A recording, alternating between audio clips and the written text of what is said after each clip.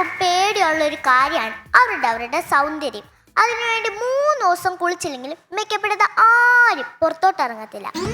ഞങ്ങളുടെ വീടിൻ്റെ ഫൗണ്ടേഷൻ പണി ഇതുവരെ തുടങ്ങിയിട്ടില്ല. അതങ്ങനെ അമ്മ എപ്പോഴും മൊത്തം ഫൗണ്ടേഷൻ ഇട്ടിട്ട് പൈസ തീർക്കലല്ലേ പണി. പിന്നെങ്ങനെയാ ഞങ്ങളുടെ വീടിൻ്റെ ഫൗണ്ടേഷൻ പണി തീരുന്നത്?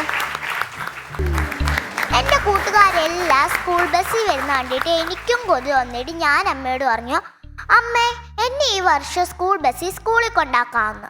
അന്നേരം അമ്മ പറഞ്ഞു, എനിക്കൊന്നും പറ്റത്തില്ല. പണ്ട് ഞാൻ, എൻ്റെ അപ്പൂപ്പൻ, അമ്മുമ്മ, ചിറ്റമ്മ, ചിറ്റപ്പൻ, പേരമ്മ, പേരപ്പൻ ഞങ്ങളൊക്കെ 10 കിലോമീറ്റർ നടന്നായിരുന്നു പണ്ട് സ്കൂളിൽ പോയിക്കൊണ്ടിരുന്നത്. പരത്തില്ലെന്ന് അമ്മ പറഞ്ഞു. ഇവരൊക്കെ സ്കൂളിൻ്റെ പടിവാതിൽ കണ്ടിട്ടുണ്ടോ? ദൈവത്തിന് മാത്രം അറിയാം. സ്കൂളൊക്കെ തുറന്നപ്പോൾ അമ്മ എനിക്കൊരു കുട മേടിച്ചു തന്നു. പക്ഷെ സ്കൂൾ അടച്ചുകൊണ്ട് കുട വീട്ടിൽ തന്നെ ഇരുന്നു. ഒരു ദിവസം അമ്മ അതിൽ പഞ്ചാര ഉണങ്ങാനിട്ടു. കുറച്ച് കഴിഞ്ഞ് ഞാൻ വന്ന് നോക്കിയപ്പോൾ എന്നെ പഞ്ചാരയും കൂട്ടി ഉറുമ്പ് കുട മൊത്തം തിന്ന് എണ്ണാത്തില്ലാത്ത അത്ര ഓട്ടയാക്കി വെച്ചു. ഈ ഓട്ടയുള്ള കുടയും പിടിച്ച് ഞാൻ സ്കൂളിൽ പോകുന്നതിനേക്കാൾ നല്ലതല്ലേ ഞാൻ ഈ മഴയിൽ നനഞ്ഞ് സ്കൂളിൽ പോകുന്നത്? കുറച്ച് കഴിഞ്ഞ് ഞാൻ അമ്മയോട് ചോദിച്ചു, അമ്മ എനിക്കൊരു പുതിയ കുട മേടിച്ച് തരാമെന്ന് ചോദിച്ചപ്പോൾ അമ്മ പറഞ്ഞു, എനിക്കൊന്നും പരത്തില്ല. പണ്ട് ഞാൻ ഈ മഴയൊക്കെ നനഞ്ഞായിരുന്നു സ്കൂളിൽ പോയിക്കൊണ്ടിരുന്ന പരത്തില്ലെന്ന് അമ്മ പറഞ്ഞു. അമ്മയുടെ ഈ ഉപമ കേൾക്കാനാ പാട്. എൻ്റെ അപ്പാടെ കാര്യം പറയണ്ട.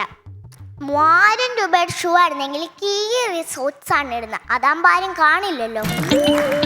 ഇനി എൻ്റെ അമ്മൂമ്മയെ കുറിച്ച് പറയുകയാണെങ്കിൽ ഡ്രസ്സിന് മാച്ചായിട്ടുള്ളതേ ഇടും. ഇപ്പം ഞാനൊരു ഉദാഹരണം പറയാവേ.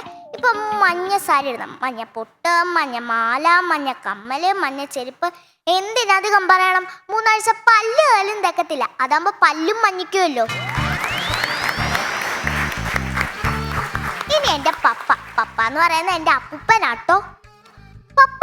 എപ്പോഴും പപ്പ പറയുന്നത് ഞാൻ പഠിച്ചു വലിയ ആളാണെന്ന്. പക്ഷെ രമേശ് ചേട്ടാ, നമ്മൾ കഴിച്ചല്ലേ വലിയ ആളാണെന്നോ വലിയ സൈസ് വെക്കുന്നോ ഒക്കെ? ഇതൊന്നും എൻ്റെ പപ്പായ്ക്ക് അറിയില്ലെന്നേ.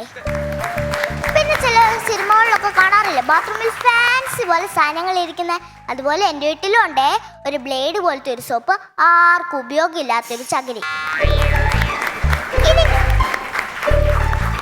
ഇനി കിഷോർ മാമൻ. ഞങ്ങളുടെ വീട്ടിൽ ചായ അടിക്കുന്ന പണ്ട് തൊട്ടേ കിഷോർ മാമന് ഷഡ്ഡി ഒരു അലർജിയാണ്. ഞങ്ങളുടെ വീട്ടിൽ ചായ അടിക്കുന്ന കിഷോർ മാമൻ്റെ ഷഡ്ഡി ഒരു പോലെയാണ് ഇരിക്കുന്നത്. കാരണം കിഷോർ മാമൻ്റെ ഷഡ്ഡിയിൽ എണ്ണയാ തീരാത്ത അത്ര ഓട്ടുണ്ട്. ഇതിൽ കിഷോർ മാമൻ ഏത് അരിപ്പേന്ന് തിരിച്ചറിയാത്ത അവസ്ഥയായിപ്പോയി ഇപ്പം. എൻ്റെ അനിയനോട് ഞാൻ ഒരു ദിവസം ചോദിച്ചു, എടാ ഒരു നേഴ്സറി പാട്ട് പാടാൻ പറഞ്ഞ് പാവം പാടുക. കാക്കേ കാക്കേ നെസ്റ്റ് എവിടെ? നെസ്റ്റിനകത്തൊരു ബേബി ഉണ്ടോ? ബേബിക്ക് ഫുഡ് കൊടുക്കേണ്ടേ? ബേബി കിടന്ന് ക്രയൂലേ? കിഡേ നീ തരുമോ നിന്നോട് കയ്യിലെ KFC? ഇല്ല തരില്ല KFC. അയ്യോ കാക്കേ പ്ലിങ്കിപ്പോയി എന്നവൻ പാടുക. പിന്നെ എൻ്റെ കാര്യം ആനകളുടെ ഇടയിൽപ്പെട്ട ഒരു പാവം മാട്ടുംകുട്ടിയുടെ അവസ്ഥയാണ് എനിക്ക്.